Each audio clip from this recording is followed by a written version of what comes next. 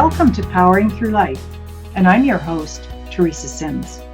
Each week on Powering Through Life, my guest and I will discuss a special topic that is close to their heart. Together, we will explore the challenges they have faced in life and learn what strategies and tools they have used to power through their life. So welcome to Powering Through Life. Hey, and welcome, and thanks for joining us on Powering Through Life today. I have a really awesome guest with me today. His name is Callum Schofield. Is that correct, Callum? Yeah, that's it. Perfect. You never know, right? You have to try these things out.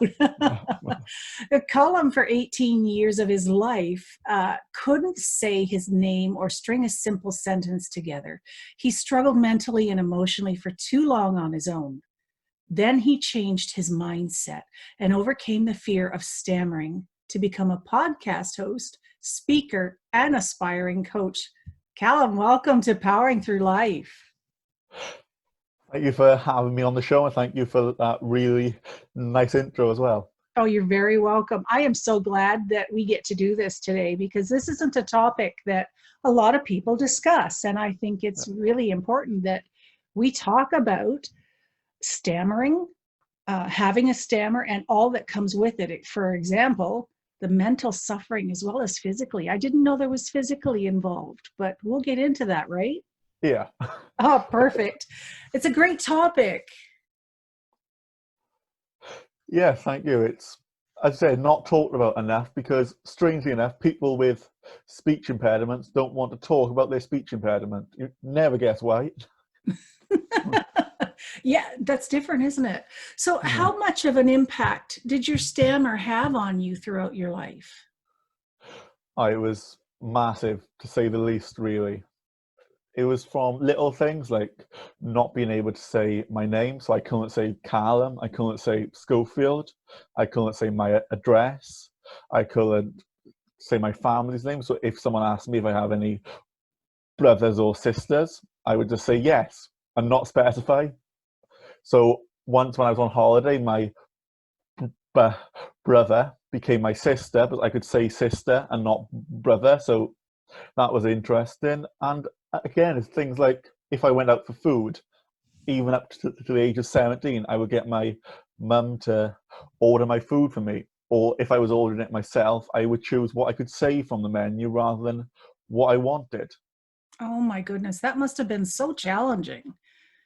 Was there a reason that you had the stammer? Like, I know nothing about that, so please help me understand and the listeners understand. Like, what causes something like that?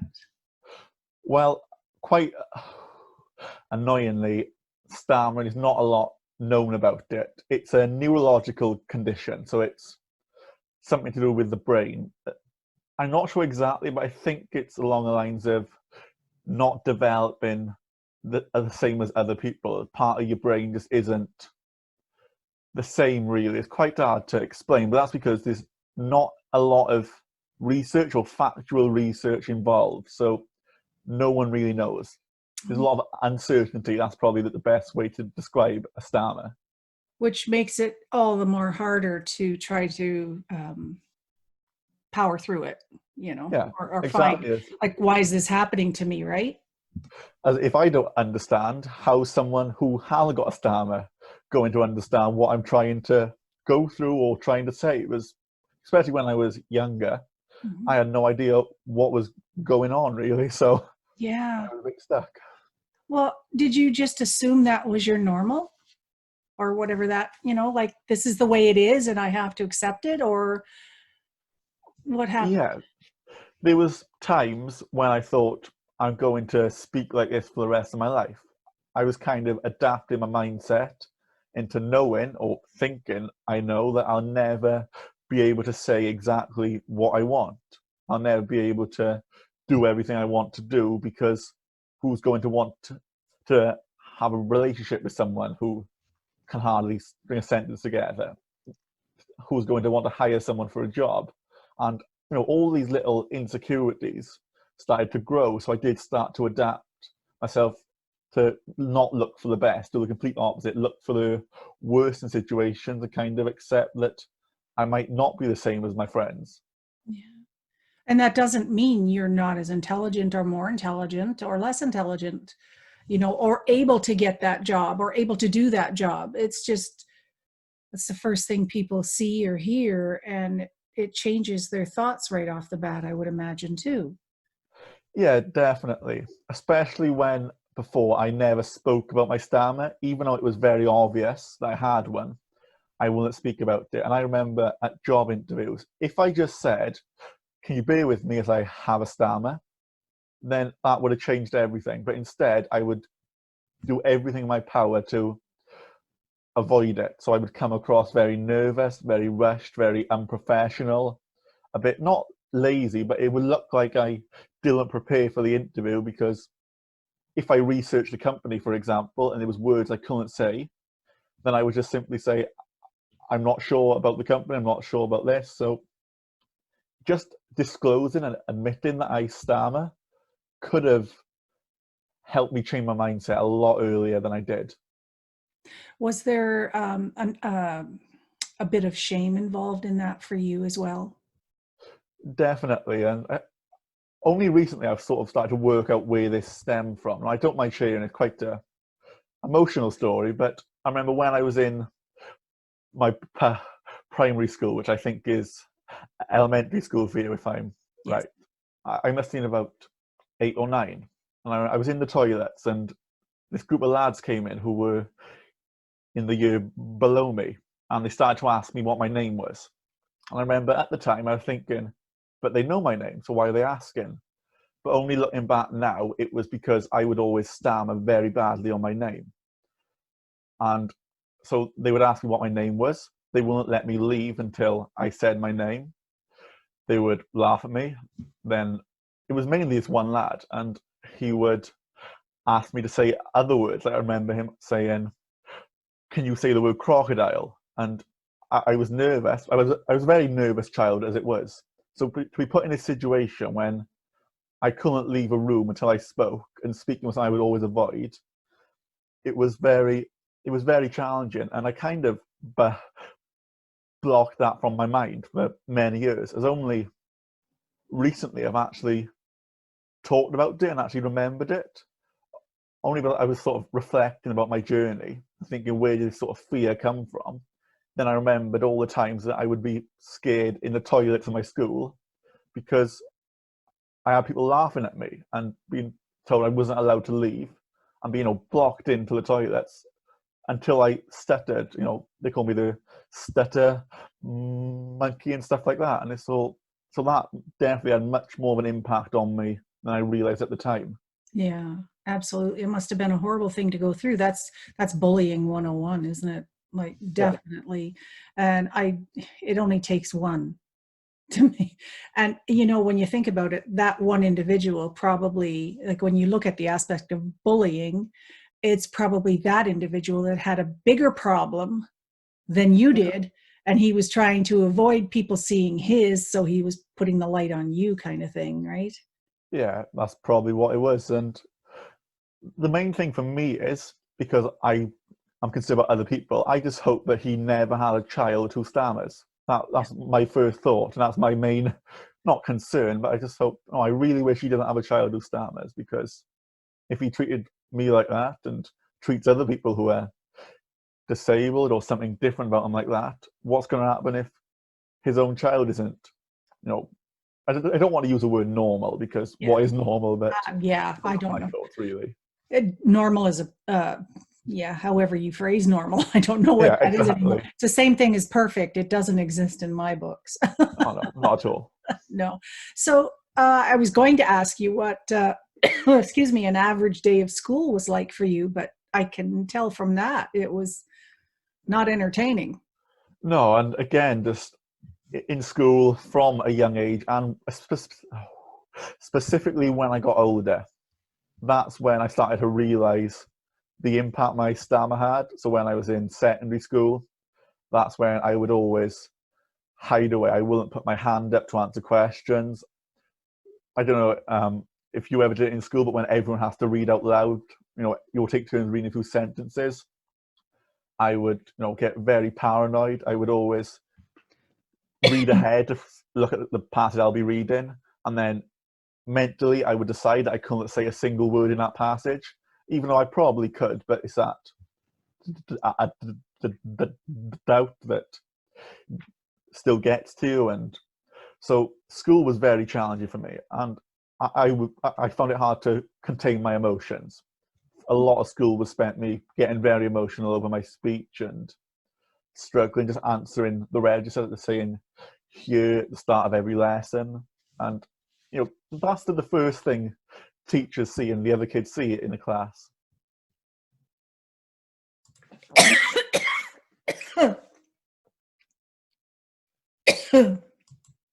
Sorry about that. Right. We will edit that out. Pardon me for a minute. No worries. Oh my goodness. Sorry about that.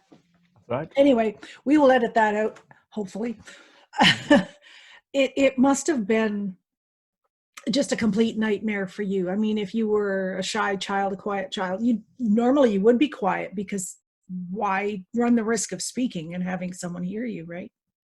Exactly. And it didn't happen often. I'm very lucky that I didn't get picked on that much, but there's still the odd comments. Like, I got compared to a motorbike, a helicopter, a a gun because of my speech. People said if I was going to go to war, I would take Callum and just say speak, and then everyone would think that we're shooting at him. And it's just a bit like, what I always say is, if you're going to make a joke, make it original. As I can guarantee, I've viewed every stammer-related joke there is, so at least think of something creative. Well, Yeah. I guess they were using their heads, but what a way to do it. Yeah, Exactly. especially to have a human target. So that's really not the best part. But so, Callum, what was the pivotal moment when you decided to make a change? Well, I turned 18 last year, and I thought, it's time to do something for me. Time to put myself first and make a difference. I'm technically an adult now. I'm 18. I can technically do what I want, but I'm not doing what I want because of my stammer. So I really wanted to make a difference, sort of become my true self. As what I found as I got older, I started to become more social, but I had these two sort of personalities. I had Callum, who was the scared person of a lot of insecurities, a lot of low self-confidence, low self-worth. But when I was out with my friends, because my second name is Schofield, my nickname would be Scof. So I had this second personality who was Scof, who was confident. When I went out on a night out, I would probably drink too much. I was friendly, talkative, but that was all an act, really. I could have been that person, but I still had the Callum who was the scared, same shy child I was when I was 7, 8, 9 years old. So it was sort of, and wearing a mask can weigh you down a bit eventually. So it was time to put myself first and really sort myself out. Really, I don't want to continue all these insecurities on my own when everyone's thought of me as this confident person. Mm-hmm. Did you try to blend the two? I tried, yeah, but it kind of ended. It didn't end very well. It was more, I tried to sort of trick myself into being this confident person, full stop. But then I would have a block on a word, or something would happen, and then that would just make it worse.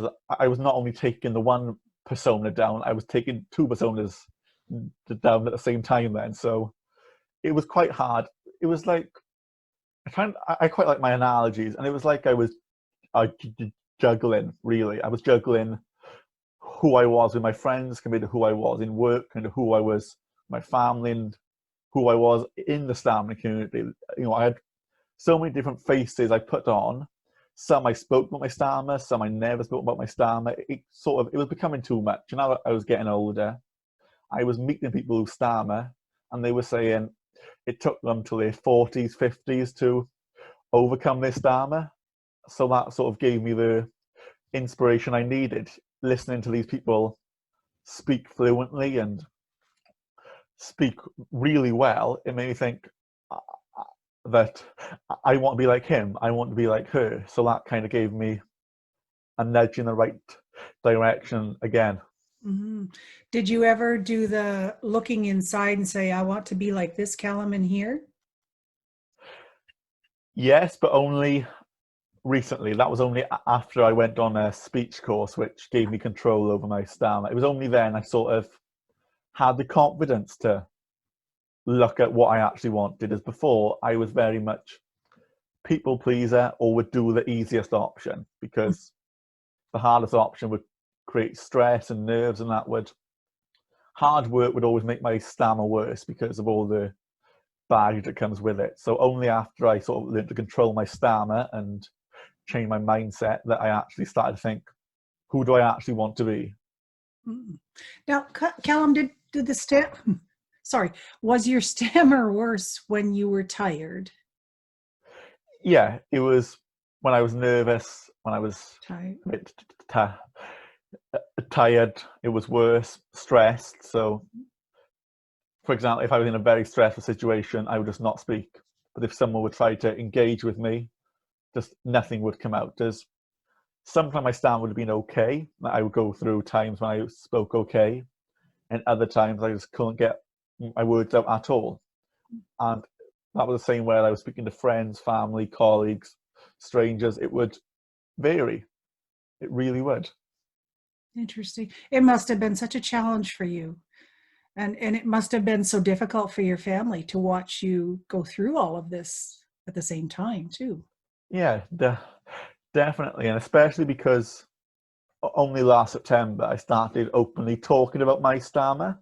So not only was I sort of putting my family through this, but I was also not talking about it. And if I didn't talk about it, no one else wanted to, as it looked like I didn't want to talk about it. And when people did mention it, I would probably shut it down very quickly, because it was part of me that I was embarrassed about, I was ashamed about, and I spent 17 years trying to hide. So why would I want to talk about it now?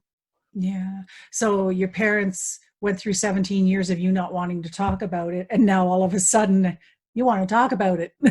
Yeah, Yeah. definitely. Hey, like, hey, mom and dad, I'm ready. Yeah, it was probably a long time coming, really, as my mum has been a massive help to me for all my life. Yeah. And whenever she sort of tried to talk about my stammer, I was very, what's the word? Just, I did shut it down a bit. Have a little conversation, but never an open conversation at all, because I thought that I was the better version of myself when I hid from it, Yeah. really. And that was, looking back, I had to quite sad to think about that. I had to think the better version of myself was hiding part of me, but that's the way it was, really. Yeah. It's what you did to power through your life, right? At that Yeah, time. And exactly. now, yeah. And now things have turned around for you. So what did you do besides the speech training? Well, the speech project really changed my life. It was a little course, and it doesn't talk about just this breathing technique that I'm using, but it a lot about mindset and how to sort of eliminate the anxiety, the fear, the lack of confidence. And changing my mindset helped, and talking openly about my stammer and stuttering on purpose, as I call it, has been the two biggest impacts for me. Like, as we've been talking, I've been blocking on words just like that. Mm-hmm.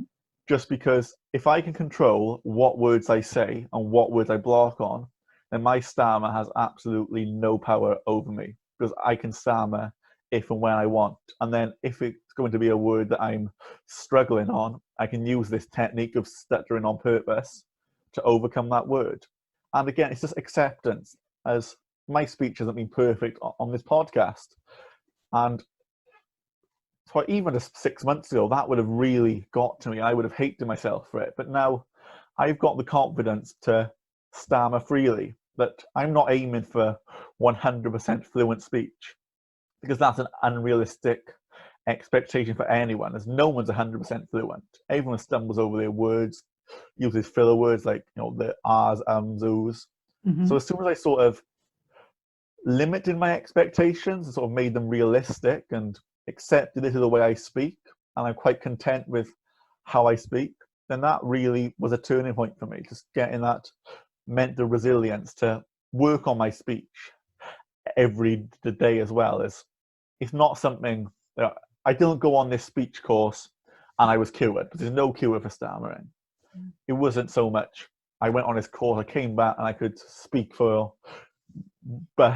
Britain. It was, I've been working on my speech every day since that course, and that's why it's got me to this point. And not just working on my speech, but working on my mind, challenging myself, pushing myself, doing things I wouldn't have done before and probably thought I never could. And are you having fun? Yeah, that's the main thing. That's something that I sometimes forget to do.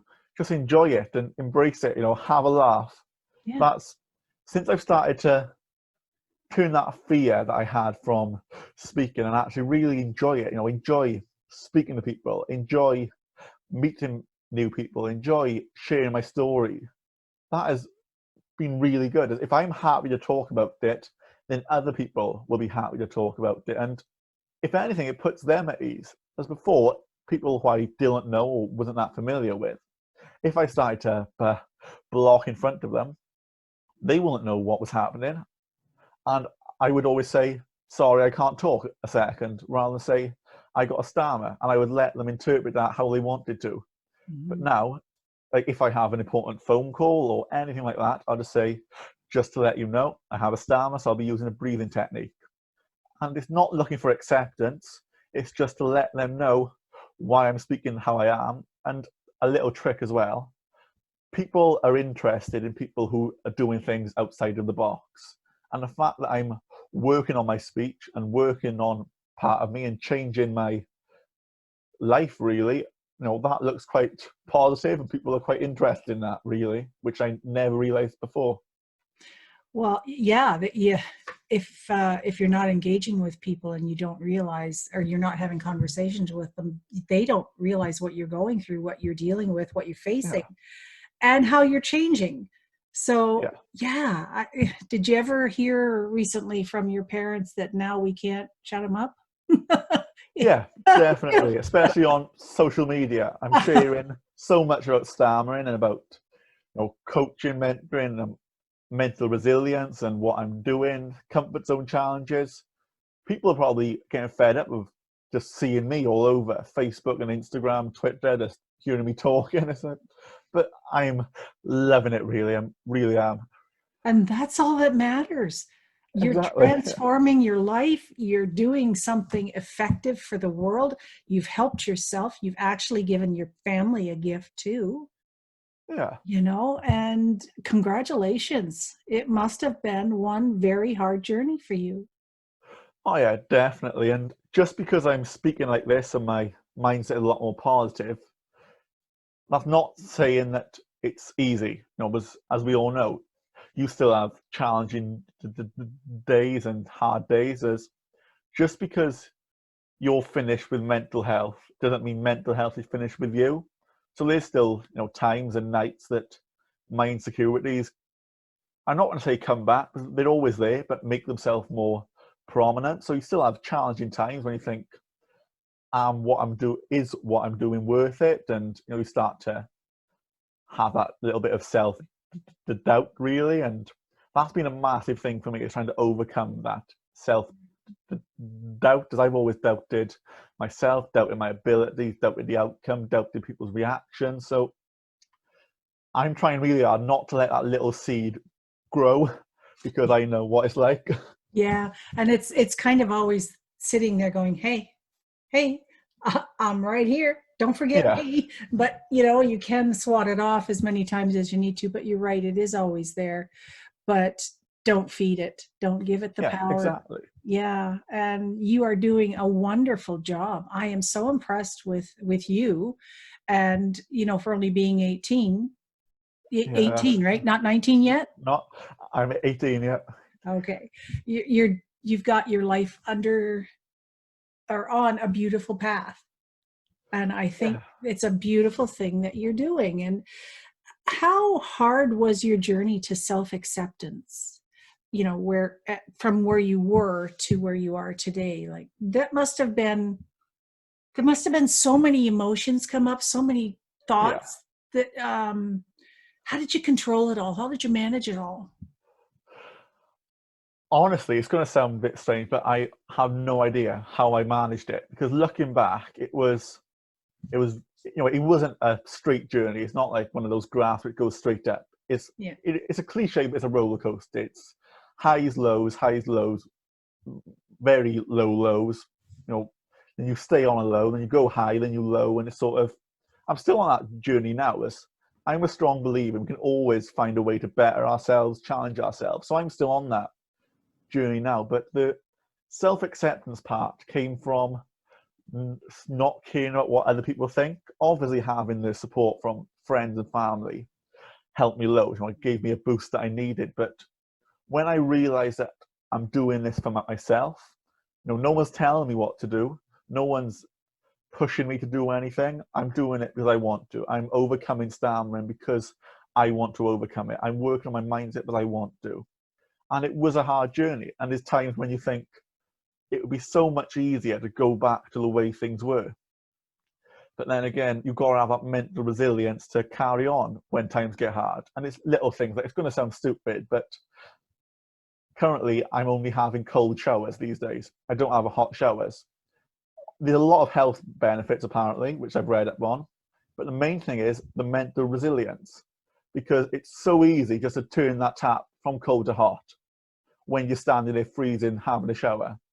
But it's having that ability to stay for 5 minutes under the freezing cold water and increase your mental strength to carry on and sort of power through. So it's just doing little things like that. I don't recommend it if you're cold a lot, because sometimes I think, why am I doing this? But it's worth it, because I know if I change the temperature to hot, then I would regret it and I'd be annoyed with myself. And I would start worrying, saying, is that a slope, a slippery slope, leading me back to not powering through things? So it's just finding ways to keep up that momentum, really. And that's what the biggest challenge was, always looking for a new way to challenge yourself and keep moving, really. So what things other than the cold shower, which is unusual, but everybody has their thing. So what other ways have you learned, or whatever other ways do you implement to keep yourself on track and going? Well, it started off as little things like talking to my family about my stammer, talking to my friends about it. As I don't want to fulfill any stereotypes, but because the masculine stereotype, me and my mates never talked about emotions or my stammer or anything. Talking to them about it made a difference.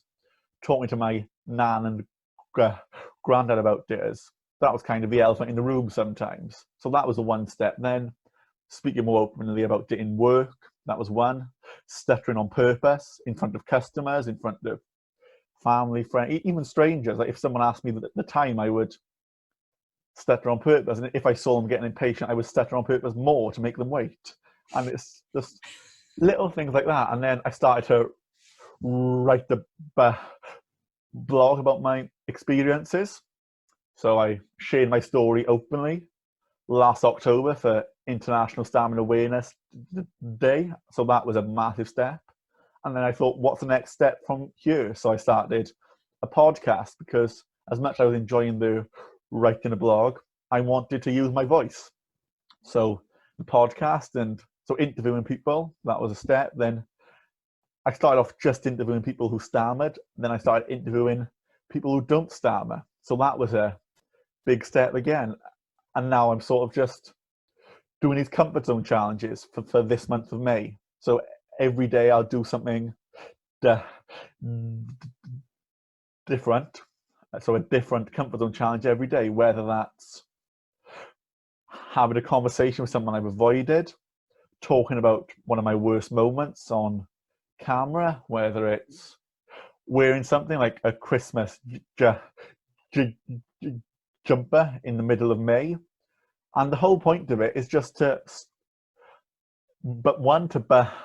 build up your mental resilience and challenge it yourself, so you can realize that inner strength, but also to not care about what other people think. So when I've done stuff like posted videos of my very bad singing on YouTube and worn a Christmas jumper all the day, it's just to eliminate these sort of feelings of care about what other people think, as I've actually had a really positive response. But even if I had a negative one, it was still showing me that it's not stopping me, it's not holding me back. As for 18 years, I really held myself back. So and talking about this journey of moving forward, I'm still worried, but I'm a natural worrier that I'll slip back into old habits. So I'm trying to run before I can walk. So that's why I'm trying to keep charging myself and keeping that momentum up, just to see what I can do next, really, and just keep on going, really. And pace yourself so that you don't get overwhelmed, right? Because you've had so many years, and don't try to make up for all 18 at once. Yeah, that's true. You'll get overwhelmed, I think. But yeah, what a great thing you're doing. And, doing the challenging, that's great because you have the choice. You're making the choice of what you're going to wear that day, whether it be a Christmas jumper in May. Hey, do what you want. If someone is offended by it, that's their problem. Yeah, exactly. Right? So it was very hot, but other than that, I don't recommend wearing a Christmas jumper in May. I was sweating way too much, but other than that, it was a good challenge. Well, yeah. And I mean, you did it. So exactly. you accomplished something. And that's what it's all about is, conquering your fears, trying something different, choosing something different, and just doing it and living the experience that you get by doing those things. Yeah, exactly. Yeah. It is quite addictable sometimes. Yeah. Or addictive, sorry, I think I made it a word. Just to see how far you can push things. And what I'm doing is getting my friends involved. So like one of my friends suggested for my comfort zone challenge to stand on my doorstep and sing. And just, getting them involved is because your friends will love to embarrass you. And doing these embarrassing things is what will help you grow and move forward. So it's a really good way, and again, to talk openly about your journey of personal development with your friends in a casual way, just by normalizing things, which I think is really important. Yeah, and do it with people you trust. So obviously you have a good bunch of mates that you trust really well, and otherwise you wouldn't be sharing all that with them, right? Yeah, absolutely. Yeah. Well, you are one impressive young man. Thank you. Yeah. And how can our listeners get in touch with you, Callum? Well, I'm very active on social media. Oh. So if you're willing to sit through all my stammering activism, I got a Facebook page called Callum Schofield Stammering Activist. I have a website called proudrecoveringStammerer.wordpress.com. And then on Instagram, I've got the official Instagram for my podcast, which is @the_Schofield_stories. And if you want to get involved with me on social media, I've got support groups and communities that I run to help people who are struggling with anything. So that'll be a really nice way to keep in touch as well for anyone who's struggling with anything, literally, not just stammering, anything at all. They're welcome to join my support groups. Yeah, absolutely. And when your segment goes up, Callum, we'll have all of that information listed there. So listeners, get in touch with this young man, contact him, ask him questions, have a Zoom call with him, which is even better, because I like it because we can actually interact differently than when it's just on the phone. And when it's on the phone, it's not the same, but it's okay. But I like it this way. And, I think our listeners probably, I'm going to be asking you questions later on. So I think that's a good opportunity for anyone to get in touch with Callum, find out what he did, how he did it, and ask him all kinds of questions about how he overcame his stammer. And you've done an exceptional job. You really have. Yeah, thank you. It's, just doing something like this is something I never thought I would do. And that's not saying when I was younger. Even a year ago, I never thought I would speak on the phone to anyone, never mind appear on a podcast and host my own. So it's really, it's just little moments like this. And the fact people want to hear my story is something interesting. That's something that's hard to get my head around sometimes. Thinking, why me? Who am I? Exactly. Yeah. Who am I? Well, you know what? We've all gone through something, and those of us that choose to talk about what we've gone through, we can make a difference in the life of someone else who is maybe feeling or experiencing the same thing. And that's the whole reason I created Powering Through Life, because if one person hears one of these episodes, it may ring through to them that, hey, I'm not alone in this world. And that's what it's all about. Because we're not alone. We're not alone, are we? Now, do you have a favorite quote or saying that you like, Callum? I've got a few, really. It's not so much a quote, but what I tell people who I work with to help their stammers is, just because there's no cure, doesn't mean there's nothing you can do. That's letting the stammer win. So that's sort of that's my stammering related quote. Mm-hmm. And it's a hard one, really. As one of my favorite quotes, I can't remember it word for word, but it's part of a speech by Martin Luther King as well. And it's talking about what the measure of a man is. And it talks about how it's a lot more, the mental, emotional side of things. So it's too many to choose from, to be honest. If you see my social media, I'm always putting things into examples and quotes and anything I can find, really. Well, why not? Probably my favorite one, it's from a book that I read, which is the autobiography of an actor called Danny Dyer, who was a soap and TV actor here in the UK. And it said, I just want to look back in my life and know I did the best with what I had. And I think that's really sends a deep message. So if I could just look back and think, I'm happy, I've got everything I need and I've done everything I wanted to do with what I had, then yeah, I'm happy, really. Yeah, that's fantastic. Life has been fulfilled then, right? Yeah, exactly. And like you said, if I could just help one other person or reach one person, then that's a job well done, really. Absolutely. And I am going to help you spread the word, young man. Thank you. Yeah. Callum, thank you for sharing your story with us today. I know the listeners are going to just love this. And please get in touch with Callum. I think everyone needs to have a conversation with this young man. You are a true champion, my friend. Keep going. Keep going. Thank you. And thank you for inviting me onto your show. I've really enjoyed it. And I hope to stay in contact as well after this episode. Absolutely. I'm glad we contacted too. So thank you for joining Callum and I today on Powering Through Life. That brings to a close another great, inspiring interview on Powering Through Life. Thank you to my incredible guest for sharing your thoughts and wisdoms with our listeners. If you would like to connect with us, go to www.teresasims.com. And there you will also find all the previous segments from many amazing and inspiring people.